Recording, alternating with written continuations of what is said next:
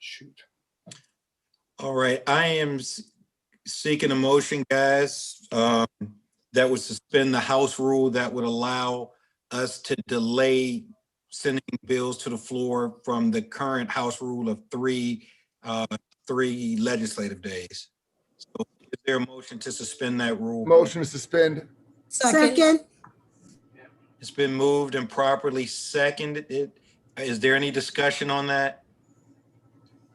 Mr. Chair, I just had a quick question. Sir. Yep. That's just for today, right? We would do this each time, and because I mean, obviously, if in February we're back in person, then we're not going to suspend those rules, right? We're not back in person permanently. Yeah, we're not on a regular. We will be coming in, I think, as deemed, I don't know what the right word is, I guess as deemed appropriate, but I don't think we're going to be coming in every Monday, Tuesday, Wednesday, Thursday, and Friday, even in February. I think they're going to be designated days for us to come in. And the problem with that is that, let's say we vote on a Monday, this bill has to be reported on a Thursday, but we won't necessarily have been in at that point. I'm going to send the stuff out. Don't get me wrong. I'm going to send the stuff out as soon as we can. What I don't want to do, though, is be caught in a situation of where we're, we are consistently violating a House rule because we didn't get it out in 3 days. It may not be, if we can get it out in 3 days, I will. But that's depending on what happens with the floor. I get it. Okay, thank you. Mr. Chairman. Yeah, no, trust me, I'm not going to hold it. Mr. Chairman. Is that Rick? Delegate Infilari? Yes. Is there a way that we could do this rule and each time we have a voting session, do the rule again? I mean, some people are concerned that we're changing House rules and that this could go on forever. And can we put a time period on it? In other words, sure. At the next voting session, we can vote to do it again as necessary. Fair enough. Okay. Will do. Well, I make that motion that we change it. No, we don't need another motion. Okay. We just counts for this week. Okay, just for this week. Okay, thank you. And I'll bring it up every week. Yes, as needed. All right. Are we ready to go to the first bill?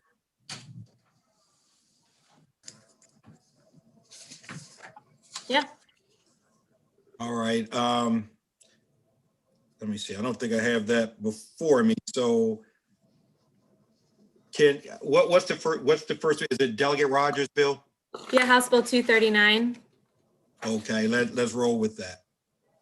So House Bill 239 is the bill that generally requires a person that provides property management services to register with the State Real Estate Commission. There is a set of amendments in the packet that's on the share screen now from the sponsor, Delegate Rogers. The amendments alter and expand the exemptions from the registration requirement. They specify that employees of a business or a group of related businesses may operate under one registration, and they authorize the commission to deny a registration to an applicant whose license is currently suspended or was revoked due to violations of the real estate law related to property management services.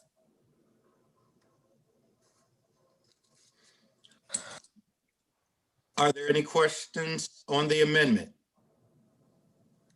Move the amendment. Okay. Second.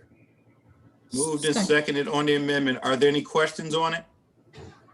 If not, all right, how am I going to do this? Well, let's everybody turn your voice on, please. Although I don't know if that worked. Well, let me see what happens. All in favor signify by aye. Aye. All those opposed? No. All right. I think I can judge on that one. Everybody but Mark. That's right. All right. Thank you. Delegate Fisher. Now Mark is fine. Is there a motion on the bill as amended? Move on. Bill is amended. Second. Been moved and seconded for favorable. Any discussion on the bill as amended? And Mr. Chairman, Delegate Aaron's. Delegate Aaron's.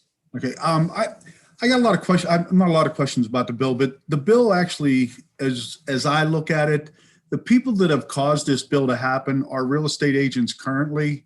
They're not necessarily people out there that are doing this job nefariously. That's why the guarantee fund and the guarantee bill was there. I don't agree with the bill in the sense that it doesn't serve a purpose in my opinion, because if these people get caught and they've done something wrong, the only thing this bill does is say they can't come back tomorrow as a real estate agent or a licensed person, but they can still most likely go out and do property management if they will.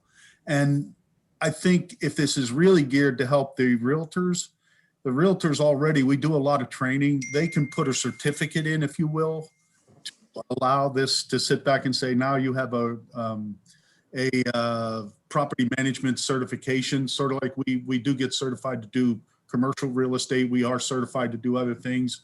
But to put something out there that really isn't going to prevent anybody from doing it, because I can go hang my shield tomorrow as a property manager, and it's going to be addressed by a different body. And for the National Association of Realtors to sit up and charge a fee for somebody that you're really not protecting, I just think the bill's, it just doesn't make a lot of sense to me personally. Anyone else? Delegate Impalaria? Yeah, and the term property manager goes way beyond what this bill's talking about. So I can have a home improvement company and I can be a property manager, but it's a property manager. What that means is when that faucet isn't working, you pick up the phone and call me. You don't call the person who owns it and collects the rent and writes the deeds up. So I can be a property manager and have absolutely nothing to do with that contractual agreement and collecting the rent. And that's my problem with the bill, that, people who mow grass and their property, we own a property management company, we mow your grass and we do this service and we do that service. So the term property management is way larger than with this bill. And I'm afraid it's going to pull these people in who have absolutely nothing to do with what this bill is trying to get to. Those people who could be bad actors in properly handling contracts and improperly handling the, the money. So that's why I can't see a purpose for this bill. It's way, way too broad. It brings in too many people. And I'm sure everyone has heard of property management companies who don't actually collect money and have nothing to do with the contract. And that's what I have to say. Can I add something too, Mr. Chair? Yes, sir. When you look at this, the person that this bill is supposed to limit, if you will, they can't go back to do this tomorrow under a realtor, but they can go back tomorrow and work for a major property management company. Somebody, and keep in mind, this is geared to really to the smaller property management groups. It's not necessarily geared to the big ones, because if I'm managing a group of properties and I get caught in this act and I get contested, I can the next day go to work for a major property management company. It just seems like it's unnecessary legislation in my mind. I'm done. And hey guys, especially on this, please, when we're voting, jump in or whatever. I do not want to miss anybody or no one's heard. It would be purely unintentional on my part. So get my attention however you need to if you want to speak. Hey, Chairman, Delegate Miles. Yeah, I don't want to catch you by surprise. This bill came through the committee last year, and maybe I didn't look at it the right way, or maybe things have just changed since COVID. But I've gotten a lot of negative feedback about the idea of trying to create this new registration requirement, and I'm going to be voting against the bill. Okay. If I don't hear anyone else, let's go to roll call. Madam Vice Chair? Yes. Delegate Brooks? Yes. Delegate Fisher? No. Delegate Queen? Yes. Delegate Turner?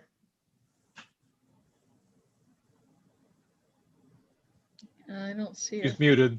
Wait a minute, I was muted. I'm sorry. Yes. Delegate Rogers, Yes. Delegate Carey, Yes. Delegate Jackson, Yes. Delegate Pippy, Respectfully, no. Delegate Mouts, No. Delegate Wilson, Yes. Delegate Impalaria, No. Delegate Branch.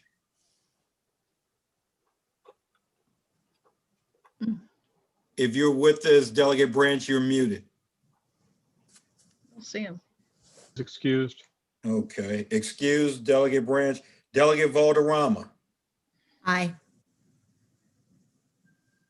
Delegate Walker, Yes.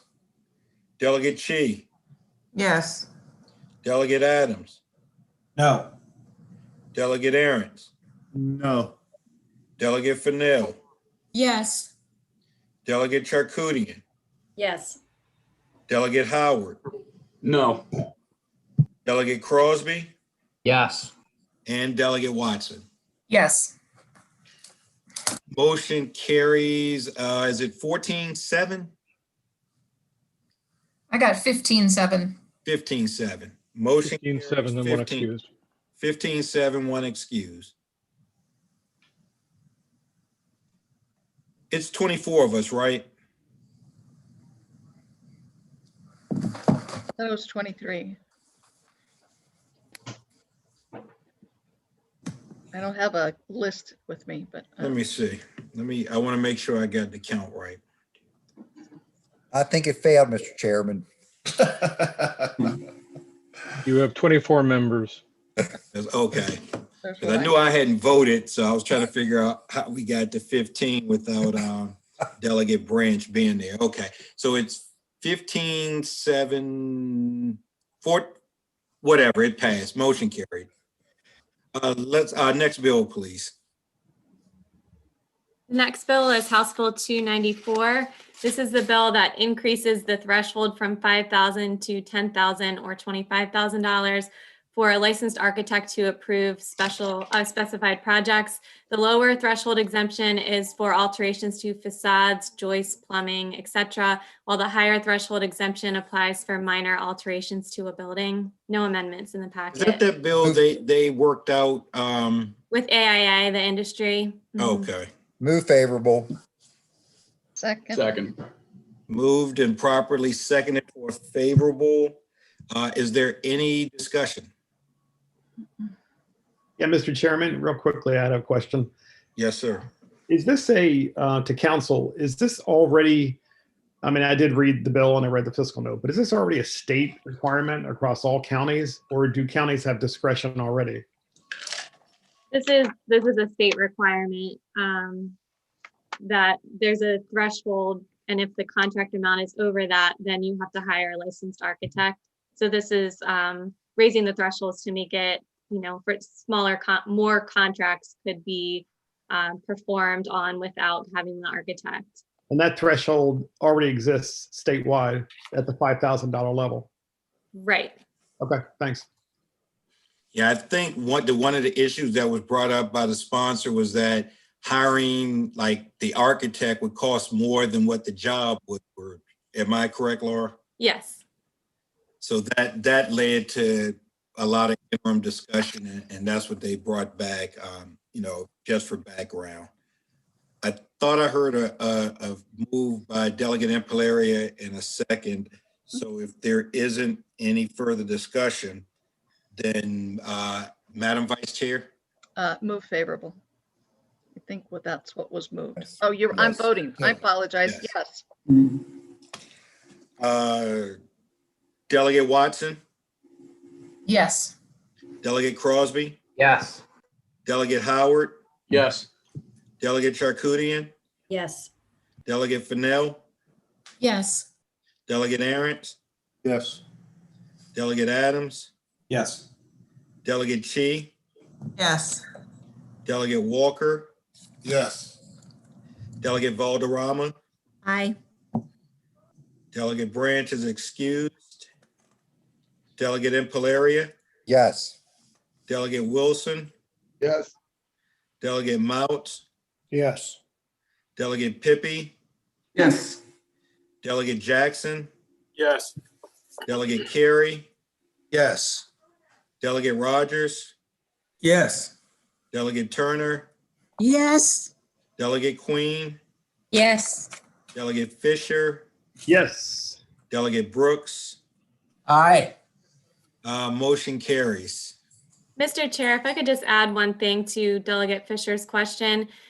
So the current law, that requirement, the $5,000, is for a structure in a municipality.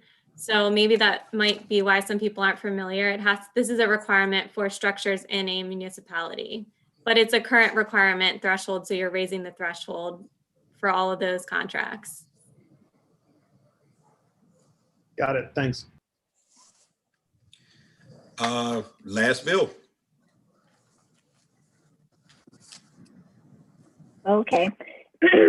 We have HB 365, Corporations and Associations Filing Fee Study. This bill requires the State Department of Assessments and Taxation to review the filing fees and associated requirements of neighboring states that are either equivalent or substantially similar to those in Maryland and report to the General Assembly on how to make Maryland more competitive with neighboring states. This must be done on or before January 1st, 2022. An important note, this bill passed the House last year, but it got held up in the Senate due to the truncated session. There are no amendments to this bill. 356. Mr. Chairman, is this bill, what did she say? She said it passed, basically that it passed. No. She called the wrong number. 365.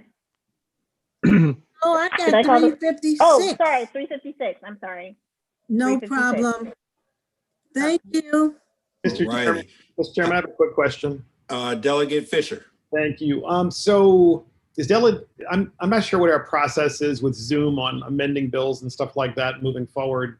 And it's entirely possible that ECM sent out guidelines. I didn't, but on this, and this is kind of it truly is a nonpartisan suggestion for this bill, but Delegate Chee's bill, it's a good bill, and it seeks to review the filing fees and say, what do they look like in other states versus Maryland? But that's only part of the problem. The other part of the problem is, what are the personal property taxes in the jurisdictions that are associated with those filing fees? And how do they compare also with neighboring states? And so there's the filing fee, and then there's the personal property tax. And in Baltimore City, for example, the personal property tax is almost 6%. So you almost have to pay like a sales tax every year on the stuff that you bought last year and the year before. So all I was going to suggest is that with the study on the filing fees, that maybe it would be not a bad idea to include in that study, since it's SDAT doing it, what would be the associated personal property tax rates in adjoining states as well as the filing fees, since they are absolutely interconnected, and goes to competitiveness. If Delegate, if you'd like to hold it until our next voting session, we're still early. I'm not concerned about getting caught up. If you want to offer that amendment, I know that we're still trying to navigate through this. So if that's what you're requesting, that would be in order. Thank you. Okay. Mr. Chairman, for clarification, what you had talked about at the orientation was having amendments to the committee staff, if possible, by the Friday before the voting session. Yes. And to have them go through the amendment office as opposed to oral amendments. Got it. Yes. During this time, not just for Delegate Fisher, but that would be helpful with the way we have to do things now. If we can get them and then get it to the office by 10 Friday, that would help us get the amendment package ready in time for you guys to be able to see it for Monday's voting. So if we could do that, that would be helpful. One more quick question, if that's okay. Yes, sir. I know the intent of the bill is to make us better, but is there anything in there that we could do to make sure that if we, for some strange reason, have a fee that is lower than a jurisdiction, can we protect that? Say that again? Where our fees may be less than a, say, an adjoining jurisdiction. Let's say Maryland's already lower than Pennsylvania and something. Is there a way to protect that lower fee that we're charging as opposed to making it comparable to what they're doing? Only a study. If I could chime in here, Mr. Chair. Yes. First of all, in the course of developing this bill, I worked extensively with ESTED in the previous couple of sessions, and we already knew that Maryland is the least competitive in both the frequency of filing requirements and the flat fee that we are charging. So I would not be concerned about that. And also, yes, someone mentioned this is just a study/recommendation by ESTED, so that they will come up with a more reasonable structure for our consideration. They would not go ahead and implement it. So you will have time to weigh in before we vote on anything, or before we agree on anything legislatively. Okay, thank you. Thank you very much. All right, so we'll get that done. I will get back with you guys about, all right, so that's done. All right, so let me get that out of the way. All right, and just in terms of business going forward, I think we will be on the floor next week. Not certain when, where, how often, those kinds of things yet. We may be in Monday. If we are, I will need to adjust. We're still voting Monday, but I'll need to adjust. I don't know if it's 8 o'clock or earlier or whatever. I don't think it's going to be the evening, quite frankly. I think our floor session will be earlier during the day. So let's just hang tight, wait direction from the Speaker's office. But my best information is that we will likely be voting a couple times next week, or we'll likely be on the floor. That's a better way of saying it, a couple times next week. So we're moving into that phase. I still think, as you all heard, now, the plan be from our health guidelines is that at no point should we be there longer than 2 hours. I don't think that'll be a problem next week, but as we get later into this, I think we're still going to be limited to 2 hours. So, we're playing all of this by ear. As I get more information or hear more things, I will share it with you all. Mr. Chairman, Yes, ma'am. since you have a little more access directly to the speaker than some of us. All of us. If you have an opportunity to express concern about holding voting sessions on Monday, it would be appreciated. I know there are many on this particular committee and other committees that at least historically work on Mondays at their other life. Now, I know as a legislator, I'm supposed to be available whenever. I'm not saying anything. I'm not criticizing. But I've got trials scheduled on Mondays. I have a Understood. meeting set next Monday. So I will reach out to the Speaker's office as well. But if you happen to be in a meeting where it could be discussed, it would be helpful. Understood. Yes, ma'am. Will do. And I didn't mean it started. No. I'm just saying. I'm just saying. Some of us do have other. Understood. I think all of us probably have other jobs, and we kind of reserve Monday to do some of it. So. Thank you, Madam Vice Chair. Understood. Understood. I will definitely carry that message back. I don't believe that there's anything, just keep an eye open, guys, as well for subcommittees. I know business reg is going to heat up. I think they all business reg. We've got some things on tap, so you guys keep an eye out for that. My subcommittee chairs, I'll be reaching out to you at some point for us to get that process as we, start lining up more bills in the queue to come before the full committee. And that's all I have. If you all have my cell, if you need to reach me, call me, text me, or whatever the case may be, and we'll talk about it. But other than that, thank you guys very much. Have a good evening and stay safe. Thank you, guys. Thank you. Have a good evening. Bye now. Bye. Chairman, Did we vote on that last bill? We never voted. It was We held that bill. Oh, okay, okay. I was Yeah. like, whoa. Cool. Now, I'm not getting that old that yet. Decided to hold it for a possible amendment for Delegate Fisher. I'll call Johnny and explain it to him. Blame it on Fisher. See you guys.